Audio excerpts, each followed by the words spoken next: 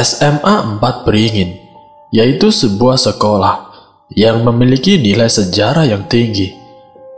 Salah satu bukti nyatanya adalah dengan tetap berdirinya pohon beringin besar yang tertanam di tengah sekolah tersebut, yang dari zaman ke zaman selalu dirawat.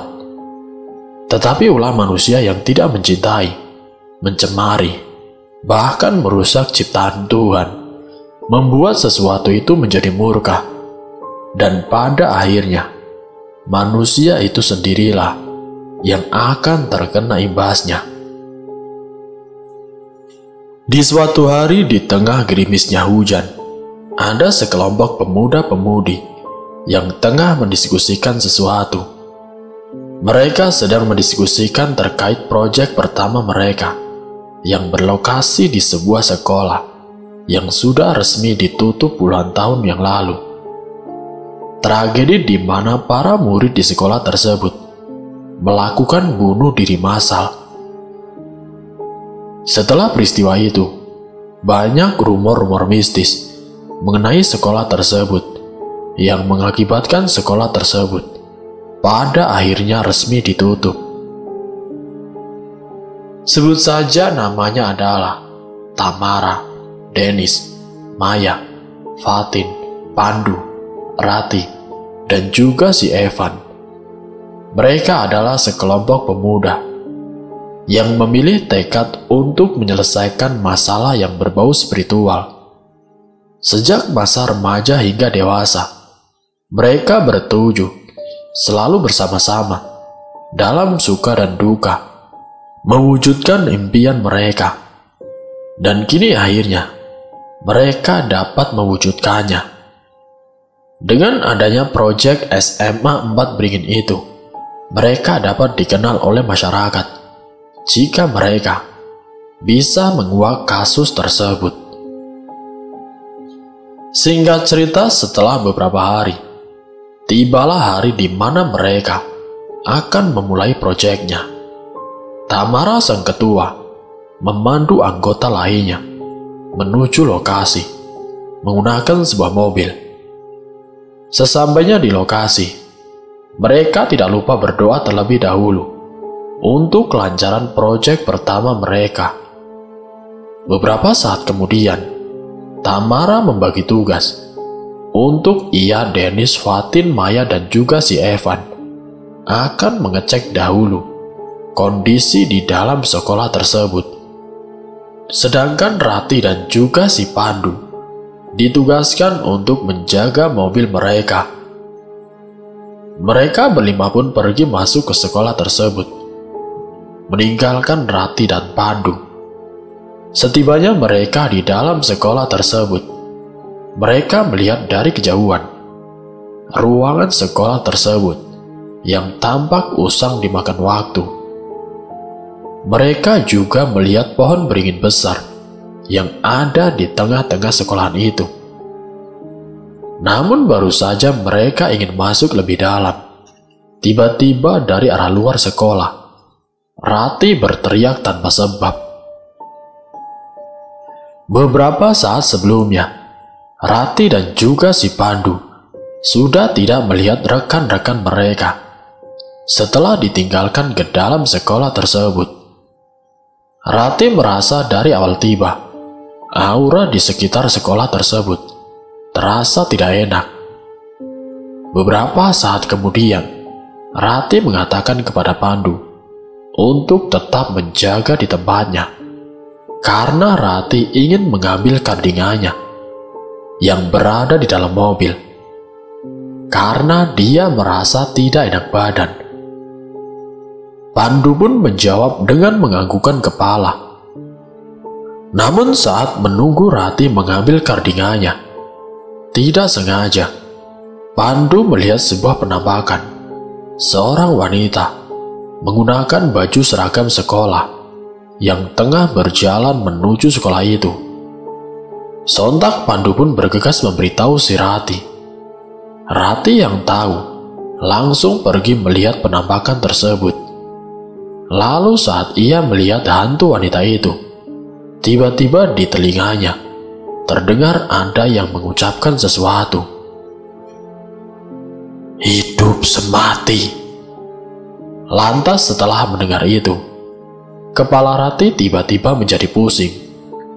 Lalu saat tersadar, ia langsung mengejar hantu wanita itu sambil berteriak memanggilnya.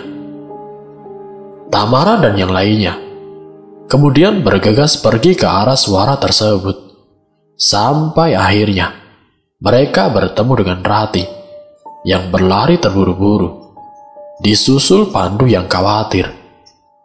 Rati menceritakan bahwasanya dia dan Pandu melihat penampakan seorang wanita berbaju seragam sekolah tengah masuk ke dalam sekolah itu. Lalu kemudian Fatin pun dengan cepat menenangkan si Rati yang sedari tadi susah mengatur nafasnya. Singkat ceritanya, mereka berkumpul kembali ke dalam mobil untuk mempersiapkan perlengkapan karena waktu sudah menunjukkan pukul 11:30. Tamara mengingatkan kepada seluruh anggotanya untuk selalu bersama-sama dan jangan ada yang pisah dari rombongan. Mereka semua akhirnya pergi ke dalam untuk memulai ekspedisi horornya. Pertama-tama mereka akan pergi ke destinasi ke-1, yaitu pohon beringin. Konon katanya dulu ada siswa yang gantung diri di akar pohon itu. Di sana mereka mulai mencari apakah ada tanda-tanda keberadaan dari hantu siswa tersebut. Beberapa menit berlalu, tidak ada satupun tanda-tanda munculnya hantu siswa tersebut. Maya yang kesal pun mengeluh karena mereka hanya melakukan hal yang sia-sia saja. Ia pun kemudian bergegas pergi meninggalkan rombongannya. Tamara yang tidak ingin hal-hal aneh terjadi segera bergegas menyusul si Maya. Evan yang khawatir pun menyusul juga, sedangkan sisanya diam di tempat. "Berjanjilah." Tiba-tiba ada yang berbisik di telinga si Rati yang membuatnya menjadi lemas hingga hampir terjatuh. Dennis dengan sigap menggapai si Rati dan yang lainnya pun menyuruh memapa Rati ke ruangan kelas terdekat. Namun di dalam kelas tersebut terlihat ada penampakan seorang yang tergantung di pohon itu dan juga hantu wanita yang sama dengan yang dilihat oleh Pandu dan Rati. Tamara dan Evan bergegas menyusul si Maya yang berlari menuju gerbang sekolah. Tapi saat mereka sudah dekat dengan gerbang sekolah, terlihat Maya yang sedang mencoba membuka gerbang sekolah tersebut. Tamara pun menghampiri si Maya dan lalu menanyakan apa yang terjadi. Maya yang masih kesal kemudian menjawab, sepertinya ada orang yang jahil yang sengaja menutup gerbang itu. Masalahnya kini gerbang itu tidak bisa dibuka karena sudah dikunci rapat-rapat, dan kalaupun memanjat tidak akan bisa karena gerbangnya terlalu tinggi. Tamara dan Evan yang mendengar, mereka cukup frustasi. Dan beberapa saat kemudian, Tamara berpikir untuk berkumpul terlebih dahulu dengan yang lainnya. Lalu mereka bertiga kembali ke arah pohon beringin tadi. Tapi di tengah perjalanan, tiba-tiba Maya merasa ingin sekali ke kamar mandi karena ingin buang air kecil. Tamara yang mendengar itu langsung menyuruh Evan untuk pergi terlebih dahulu karena ingin menemani Maya ke kamar mandi. Evan pun kemudian mengiyakan. Dan sesampainya di kamar mandi, Maya pun langsung bergegas ke salah satu bilik. Tamara yang di luar sedang berkomunikasi dengan para anggota yang lain menggunakan handphonenya. Sedangkan dengan si Maya yang masih kesal dan menggerutu sendiri. Tiba-tiba dikejutkan dengan suara Fatin di samping bilik kamar mandi tersebut. Ia yang kaget berusaha menghibur dirinya dengan mengatakan bahwa ia tahu di bilik itu ada Fatin yang sedang menjahilinya sambil tertawa. Beberapa saat setelah dirinya selesai buang air kecil, ia pun langsung bergegas keluar dari bilik kamar mandi dan menuju ke bilik samping untuk menunggu si Fatin keluar dari bilik itu. Namun beberapa saat kemudian, Fatin tidak kunjung keluar dari bilik tersebut. Maya yang merasa aneh kemudian memanggil si Fatin berkali-kali, tapi tidak ada satupun suara yang menjawabnya. Hanya ada suara rintihan air keran yang jatuh ke bak mandi. Maya yang sedikit penasaran kemudian mencoba membuka pintu dari bilik tersebut, dan ternyata pintunya tidak terkunci. Saat itu pun Maya perlahan-lahan membuka pintu bilik itu, dan saat sudah terbuka dengan lebar, alangkah terkejutnya Maya melihat bahwa ternyata tidak ada siapa-siapa di dalam bilik tersebut. Ia yang sedikit merinding langsung bergegas keluar dari kamar mandi. Tapi saat ia akan pergi, tiba-tiba ada pintu yang terbuka dari salah satu bilik. Saat ia menengok ke arah bilik itu, ada sesuatu yang keluar. Wanita berseragam dengan tubuh basah kuyup. Rambutnya panjang menutupi seluruh wajahnya, sekilas mirip dengan Fatin. Maya yang tidak bisa mengedipkan matanya kemudian terjatuh dari tempatnya.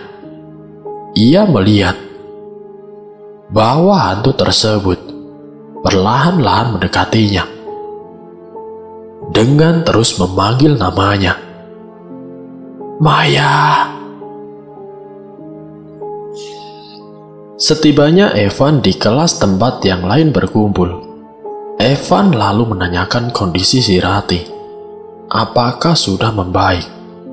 Fatin menjawab bahwa kondisi Rati kini mulai membaik.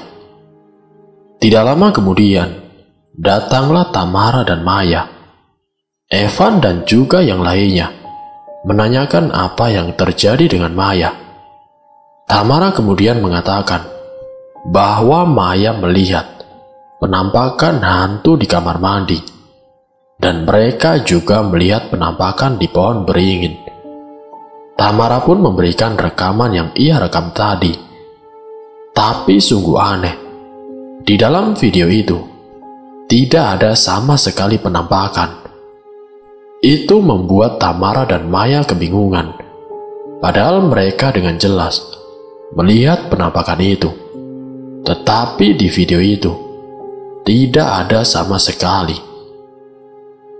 Lalu kemudian Dennis menyarankan untuk beristirahat terlebih dahulu karena energi mereka terkuras. Namun di sela Rati menceritakan apa yang ia alami, dan Tamara pun juga memberitahu bahwasanya gerbang sekolah sudah ditutup. Ia menyimpulkan sepertinya ada seseorang yang menginginkan mereka menyelesaikan masalah di sekolah tersebut. Fatin yang khawatir dengan kondisi Maya kemudian mencoba mendekatinya. "Maya." Seketika lamunannya menjadi pecah. Maya pun menoleh ke arah suara tersebut, dan saat ia menengok, alangkah terkejutnya ia melihat Fatin berubah menjadi hantu. Maya sontak menjerit histeris. Yang lainnya pun terkejut dan langsung menenangkan Maya. Fatin yang shock pun diberitahu Tamara bahwa Maya melihat hantu yang wajahnya sangat persis dengannya. Mungkin itulah yang membuatnya halusinasi. Fatin pun sedikit terkejut mendengarnya. Evan kemudian menyarankan untuk mencari jalan keluar. Salah satunya jalan halaman belakang. Tapi Dennis tidak menyetujuinya. Karena menurutnya, ada yang harus diselesaikan di sekolah itu. Perdebatan itu membuat dua kubu yang saling bertolak belakang, yaitu kubu Evan, Maya, Pandu, dan Rati, yang menginginkan untuk segera pergi dari sekolah itu. Sedangkan kubu Dennis, Tamara, dan Fatin yang tetap ingin melanjutkan ekspedisi mereka. Kini rombongan Evan pun segera bergerak menuju halaman belakang sekolah tersebut. Entah mengapa, di hati Rati tersirat perasaan yang tidak enak. Beberapa saat kemudian, mereka sudah sampai di depan gudang dari sekolah itu. Di sana terlihat sudah sangat hancur karena bekas kebakaran. Menurut berita yang Evan dengar, bahwa ada salah satu siswa yang mati karena membakar dirinya hidup-hidup tepat di gudang itu. Dan saat itu juga, tiba-tiba saja, panas, panas. Mereka terkejut mendengar suara itu, yang asalnya dari reruntuhan bangunan gudang itu. Tiba-tiba terlihat penampakan pria dengan tubuh penuh luka bakar, yang seperti mencoba mengatakan sesuatu. Mereka yang terkejut mulai ketakutan, karena hantu itu mulai berjalan ke arah mereka. Sedangkan Pandu terbelalak memandang hantu itu, karena ia merasa hantu itu sekilas mirip dengannya. Rati yang sudah jauh berlari melihat ke arah Pandu dan langsung menyusulnya. Dengan cepat Rati menarik Pandu pergi dari sana. Evan dan Maya yang sudah sampai duluan. Mereka terkejut karena di halaman belakang sekolah tersebut tidak ada satupun jalan untuk keluar. Di saat mereka kebingungan, tiba-tiba ada hantu gantung diri yang mengejar mereka dari belakang. Seketika mereka pun bergegas berlari ke arah sisi sekolah lainnya. Sedangkan Rati dan Pandu yang sudah sampai di halaman belakang tidak melihat keberadaan Evan dan Maya. Mereka juga tidak melihat adanya jalan keluar. Hantu yang mirip dengan Pandu dari kejauhan tetap mengejar mereka. Mereka yang panik pun berlari ke arah yang berlawanan dari Evan dan Maya. Tamara dan Dennis tengah mempersiapkan perlengkapan mereka, sedangkan Fatin menyiapkan kamera untuk merekam entitas-entitas selain mereka. Ada sedikit rasa bersalah dari diri Tamara karena telah membuat timnya terpecah belah menjadi dua.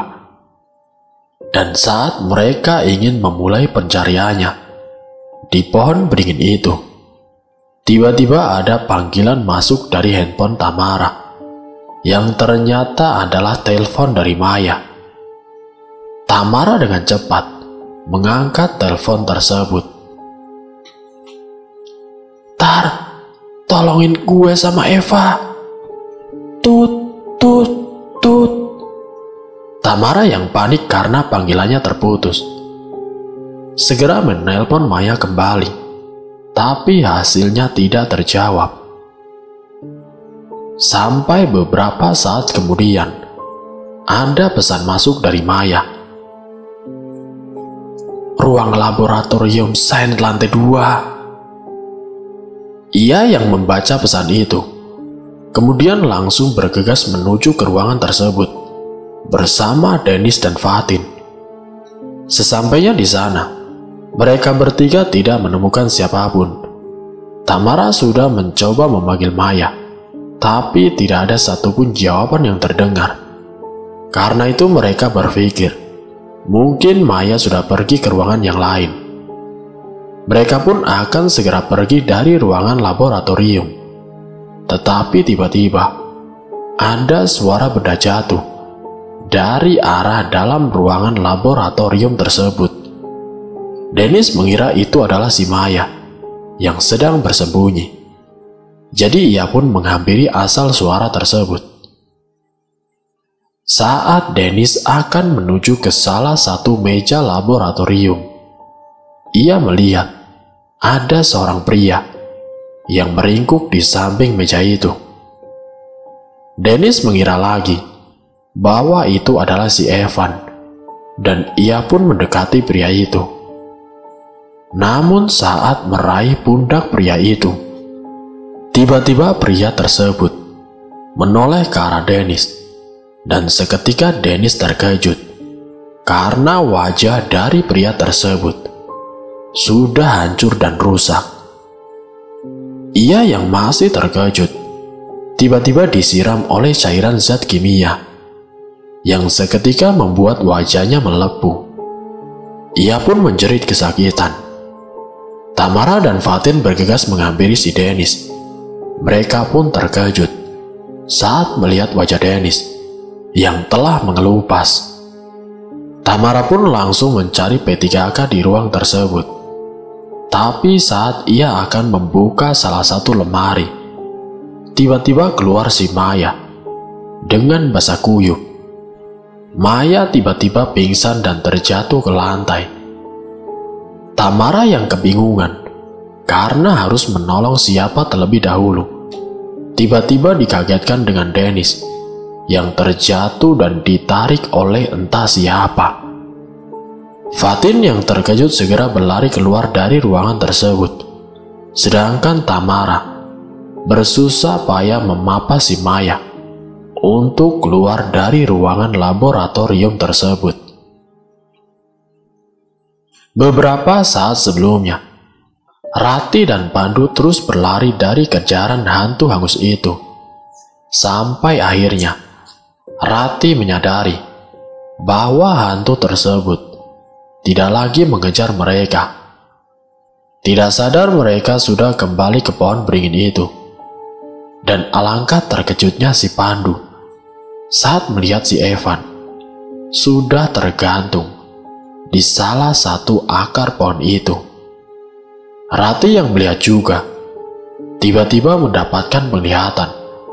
Di sana Rati melihat ada dua telapak tangan yang saling menyatukan jari kelingkingnya. Setelah itu tiba-tiba terlihat sosok wanita yang sama pernah Rati dan Pandu lihat waktu itu, tengah duduk di salah satu ranting pohon beringin. Kini tiba-tiba fokus mereka teralihkan kepada si Fatin yang berlari menuju ke arah mereka. Fatin langsung menjelaskan kepada mereka bahwa Dennis ditarik sesuatu, tapi entah dia tidak tahu itu apa. Tapi belum selesai ia bicara, tiba-tiba ia berteriak karena melihat si Evan yang sudah mati tergantung di pohon itu. Tamara dan Maya pun akhirnya sampai di sana. Melihat dua temannya mati secara langsung, membuat hati Tamara tergoyahkan. Perasaannya hancur karena ia tidak dapat menjaga anggotanya dengan baik. Ia berpikir, ini semua salahnya. Tiba-tiba Pandu memberikan handphonenya kepada si Tamara, dan ia memberitahukan menggunakan bahasa isyarat bahwa mereka bisa menelpon pihak berwajib. Tamara pun menyetujuinya. 911. Ada yang mengangkat panggilan itu. Sontak Tamara memberitahu bahwa mereka bertiga dalam bahaya di sekolah tersebut. Petugas itu pun menerima laporan mereka dan akan segera mengirim bala bantuan segera ke sekolah tersebut. Singkat ceritanya, beberapa saat kemudian, mereka mendengar suara ambulan dan juga polisi. Mereka pun segera ke gerbang sekolah itu. Saat sudah sampai di sana, mereka sedikit bingung melihat para petugas tersebut. Terlihat kebingungan. Pandu yang berinisiatif pun mencoba menggoyangkan pagar gerbang tersebut. Tapi para petugas itu seakan-akan tidak mendengar suara yang dibuat oleh Pandu. Segala cara mereka lakukan agar para petugas itu melihat mereka, tetapi hasilnya tetap nihil. Pada akhirnya, para petugas itu pergi tanpa membawa mereka. Mereka yang pasrah menangis karena sudah tidak ada lagi yang bisa mereka lakukan untuk keluar dari sekolah tersebut. Kelas 11 IPA 13. Tiba-tiba Rati mendengar bisikan kembali, dan ia langsung memberitahu kepada yang lain. Kata Tamara, sepertinya memang harus ada yang diselesaikan di sekolah itu. Mereka pun bergegas pergi ke kelas tersebut. Sesampainya di kelas tersebut, mereka berlima langsung mencoba mencari sebuah petunjuk untuk mencari tahu apa yang sebenarnya terjadi di sekolah itu. Sampai akhirnya, Maya menemukan sebuah surat di meja yang bertuliskan begini. Padahal aku sudah minta maaf. Padahal aku sudah ingin berubah. Tetapi mengapa kalian tetap mengecapku sebagai Belum selesai membaca surat tersebut, tiba-tiba ada sosok wanita yang menggenggam tangan Maya, dan sosok itu menatap Maya dengan penuh kebencian. Pembuli! Pembuli! Maya berteriak dan jatuh. Wanita itu sangatlah mirip dengannya. Tapi wanita itu kehilangan satu matanya. Fatin yang ketakutan berusaha menolong si Maya untuk bangun dan pergi dari kelas itu. Tetapi hantu tersebut melempar si Fatin hingga Fatin terjatuh. Hantu tersebut terus mendekat ke arah Maya. Sedangkan Maya dengan sisa tenaganya mulai bergerak mundur. Tamara yang tidak ingin kehilangan anggotanya kembali mencoba memapa si Maya, dan itu berhasil ia lakukan. Tetapi tiba-tiba ada kursi yang terlempar ke arahnya, membuat dirinya dan Maya terjatuh. Rati memapa Fatin keluar kelas, sedangkan Pandu menolong Tamara. Saat Tamara ingin membantu Maya, tiba-tiba ada meja yang terlempar dan menghalangi mereka berdua.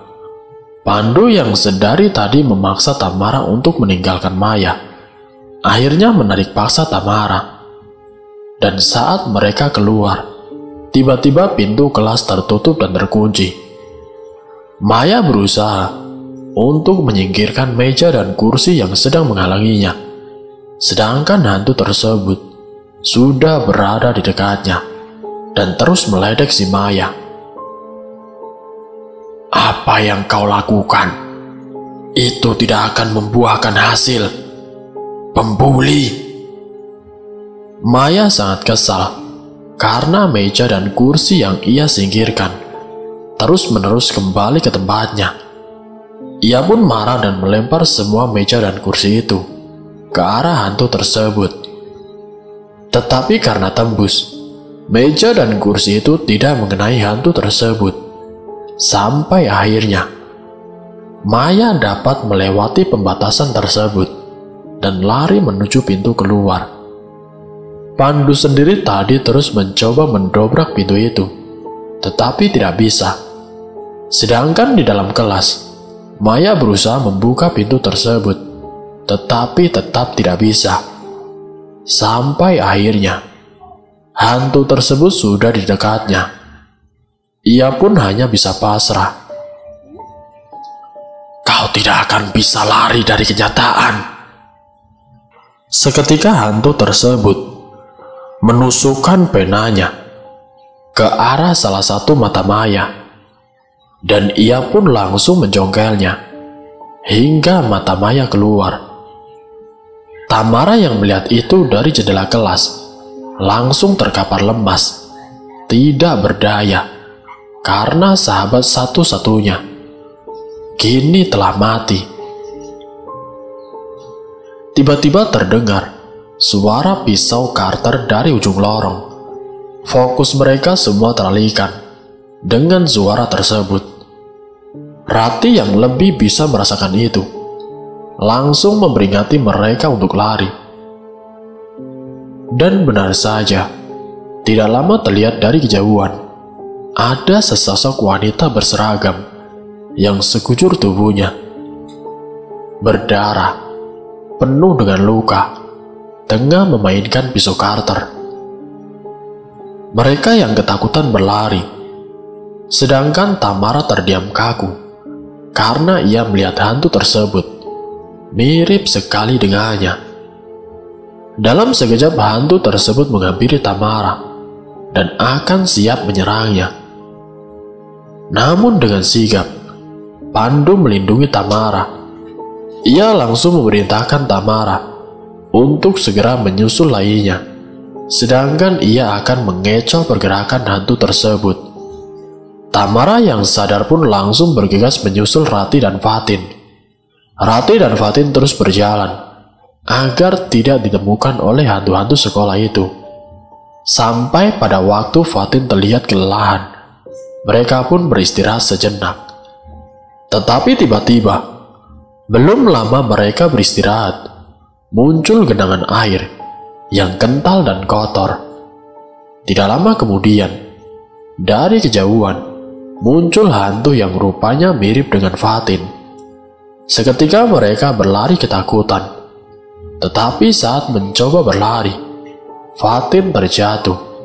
Dan saat Rati ingin membantunya, tiba-tiba ada tangan yang menarik si Fatin ke arah kamar mandi. Rati dengan cepat menghampiri salah satu bilik yang tertutup. Dan setelah itu terdengar suara jeritan Fatin yang membuat perasaan Rati menjadi hancur. Rati tidak mengerti mengapa semua kejadian ini menimpa ia dan juga teman-temannya. Ia berpikir, mengapa mereka semua melakukan padanya, sedangkan ia dan teman-temannya ingin menuntaskan masalah yang mereka hadapi. Rati menangis histeris. Tiba-tiba muncul sosok wanita berseragam yang ia dan Pandu lihat sebelumnya. Semua ini karena takdir. Kau tidak akan bisa lari dari takdir. Rati tidak mengerti apa maksud perkataan yang hantu itu ucapkan. Bila kau ingin mengakhirinya, datanglah ke atap. Tiba-tiba hantu itu menghilang, dan tiba-tiba ada Tamara yang menyusulnya. Tamara menanyakan di mana keberadaan Fatin, dan Rati hanya menunduk terdiam. Tamara yang sudah mengerti pun langsung memapa si Rati untuk bangun. Rati langsung mengatakan kepadanya agar pergi ke atap bersama untuk menuntaskan masalah yang dihadapi oleh mereka. Tidak butuh waktu yang lama. Sesampainya mereka di atap, mereka mencoba mencari petunjuk, tetapi tidaklah ada sama sekali. Sampai akhirnya, hantu yang mirip dengan Tamara datang dan akan bersiap menerkam Tamara. Tetapi di sisi lain, Rati mendapat penglihatan. Di sana ia melihat bahwa seseorang yang mirip sepertinya berjalan pelan menuju pinggiran atap. Ia yang kebingungan, tiba-tiba dikejutkan dengan suara seseorang di bawah sana. Saat Rati melihat ke bawah, alangkah terkejutnya melihat Pandu yang bisa berbicara. Pandu yang melihat Rati di atap segera naik menangkis semua, segera naik ke atas untuk menolong si Rati. Sedangkan di atas, kini situasi semakin genting. Tamara yang sedang menangkis semua serangan dari hantu tersebut dan wanita yang mirip dengan Rati akan menggantungkan dirinya di atas gedung tersebut. Rati pun pergi ke arah Tamara untuk menolongnya. Tapi saat ia akan menghampiri Tamara, tiba-tiba hantu tersebut menyatu ke dalam diri Tamara. "Bagus, Rati. Kau telah mengakhirinya dengan sangat bagus." Wanita itu pun meloncat dan bergelantungan di gedung itu. Rati yang melihat itu pun telah sadar, dan akhirnya ia mengingat semuanya. Dulu mereka berdelapan adalah sahabat sejati, dan Rati sebenarnya memiliki kembaran. Ia bernama Ratna. Tamara, Dennis, Fatin, Evan, Maya, Pandu, dan mereka berdua bersahabat karena memiliki minat yang sama, yaitu minat terhadap bau-bau spiritual. Tapi banyak cobaan, rintangan, serta halangan yang menimpa mereka, sehingga sulit sekali mencapai cita-cita mereka untuk mendirikan organisasi spiritual. Sampai akhirnya mereka semua melakukan hal itu. Evan gantung diri karena depresi. Dirinya difitnah telah menghamili salah satu siswi di SMA tersebut. Fatin menenggelamkan diri di kamar mandi karena dia selalu dikucilkan karena pendiam dan sok baik. Pandu dulu sewaktu SMP, dirinya mengalami kecelakaan sehingga membuat dirinya tidak bisa berbicara lagi. Itu membuat dirinya depresi dan akhirnya membakar hidup-hidup dirinya sampai ia bisa berbicara. Dennis depresi karena dituntut harus pintar, cerdas, dan selalu mendapatkan prestasi oleh orang tuanya. Itulah alasan mengapa ia menyiram wajahnya dengan cairan zat kimia saat jam pelajaran di ruang laboratorium. Maya, ia depresi karena terus-menerus dicap pembuli, padahal dirinya sudah berhenti dan mau berubah. Namun pada akhirnya, ia mencongkel matanya menggunakan pena saat di jam pelajaran. Tamara, ia depresi karena semua usaha yang ia lakukan dengan senang hati tidak pernah satupun dihargai. Dia menyayat kulitnya sambil berjalan di koridor sekolah. Sedangkan Rati dan Ratna selalu bingung dengan tingkah laku Rati yang semenjak masuk ke sekolah, Rati selalu duduk di bawah pohon beringin di selang waktu istirahat maupun saat pulang sekolah. Sampai pada waktu di mana Rati menanyakan apakah Ratna mau berjanji padanya untuk hidup semati dengannya. Ratna yang berpikir itu hanyalah lelucon, kemudian mengiyakan saja. Mereka pun berjanji sambil menyatukan kelingking mereka. Rati yang mengusulkan mereka untuk bunuh diri bersama. Ratna yang mendengar itu merasa terkejut karena tidak biasanya Rati seperti itu. Ratna pun berpikir ini hanyalah sebuah lelucon belaka. Sampai akhirnya mereka semua menyetujuinya. Ratna pun terpaksa untuk mengikuti kemauan kakaknya tersebut. Di hari di mana mereka akan melakukan bunuh diri massal, tersirat perasaan ragu dalam diri Ratna. Sampai akhirnya, satu persatu dari mereka sudah melakukannya, dan yang terakhir tinggal Ratna dan Rati. Mereka bersiap dengan tali mengelilingi lehernya dan akan terjatuh dari atap sekolah. Namun sebelum itu, Rati menyuruh Ratna untuk menyatukan kedua telapak tangannya mereka untuk berjanji sehidup semati, dan mereka pun terjun bersama. Yang mereka rasakan adalah sesak nafas dan sakit di leher mereka. Sampai waktu di mana Rati menyadari dirinya mulai lemas, ia pun memotong tali tersebut dan langsung terjun ke bawah. Sedangkan Ratna tidak sanggup melanjutkannya dan berusaha naik kembali. Terlihat ia menyesal telah berbohong kepada saudaranya. Itulah mengapa di berita ada salah satu korban yang selamat karena mengurungkan niatnya untuk bunuh diri. Kini 7 tahun telah berlalu. Ratna berhasil sembuh dari traumanya tentang kejadian-kejadian itu, dan ia pun akhirnya keluar dari rumah sakit. 2 tahun ia menjalankan kehidupan barunya dengan damai dan tentram.